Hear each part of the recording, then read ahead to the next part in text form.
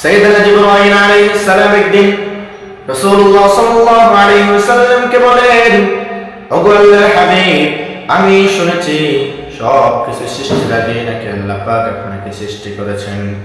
আমার খুব জানতে ইচ্ছে করছে আপনার বয়স কত? বিশ্বনবী সাল্লাল্লাহু আলাইহি ওয়াসাল্লাম বলেন, ও জিবরিল, আমার বয়সের কথা বাদ দাও, আগে বলো তোমার বয়স কত?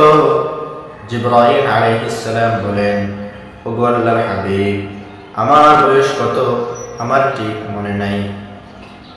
আল্লাহ পাক আমাকে কখন বানিয়েছেন আমার মনে নাই, তবে আল্লাহ পাক যখন আমাকে সৃষ্টি করেছেন, সৃষ্টির পর পর দূর আকাশে আমি একটি নক্ষত্র দেখতে পেতাম, যেই নক্ষত্র একবার উদিত হলে ৭০,০০০ বছর পর্যন্ত থেকে যেত।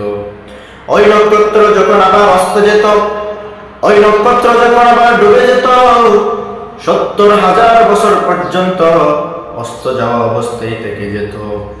এভাবে একবার উদিত হওয়া, একবার অস্ত যাওয়া, ৭০,০০০ বছর পর্যন্ত উদিত থাকা, ৭০,০০০ বছর পর্যন্ত অস্ত যাওয়া, এভাবে আমি জিবরাইল ৭২,০০০ বছর পর্যন্ত দেখেছি। সুবহান। জিবরাইল আলাইহিস সালাম বলেন, ওগো আল্লাহর হাবিব, এবার আপনি চিন্তা করে দেখুন, ক্যালকুলেট করে দেখুন আমার বয়স কত? রাসূলুল্লাহ সাল্লাল্লাহু আলাইহি ওয়াসাল্লাম মুস্কি হাসলেন। এরপরে সাইয়েদনা জিবরাইল আলাইহিস সালামকে বললেন, ও জিবরিল, তুমি যে দূর আকাশে একটি নক্ষত্র দেখতে পেতে, যেই নক্ষত্র একবার উদিত হলে ৭০,০০০ বছর পর্যন্ত থেকে যেত, ওই নক্ষত্র যখন আবার অস্ত যেত ৭০,০০০ বছর পর্যন্ত থেকে যেত। এভাবে তুমি ৭২,০০০ বছর পর্যন্ত দেখেছো।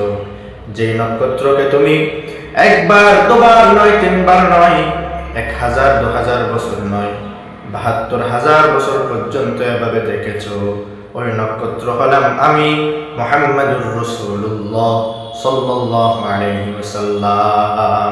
সুবহানাল্লাহ। শুধু তাই নয় মুসলমান ইমানদার, যখন আরশ ছিল না, জমিন ছিল না, আসমান ছিল না, গ্রহ নক্ষত্র ছিল না, আল্লাহ পাক রব্বুল আলামিন দুনিয়ার বুকে আসমান, জমিন, চন্দ্র, সূর্য, গ্রহ, নক্ষত্র, মানুষ, জিন, পাহাড়, পর্বত, সাগর, সমুদ্র থেকে শুরু করে দুনিয়ার বুকে আল্লাহ পাক যত রকমের সৃষ্টি করেছেন, এই হাজার হাজার রকমের সৃষ্টির আগে আল্লাহ পাক রব্বুল আলামিন মুহাম্মাদুর রাসূলুল্লাহ সাল্লাল্লাহু আলাইহি ওয়াসাল্লামকে সৃষ্টি করেছেন।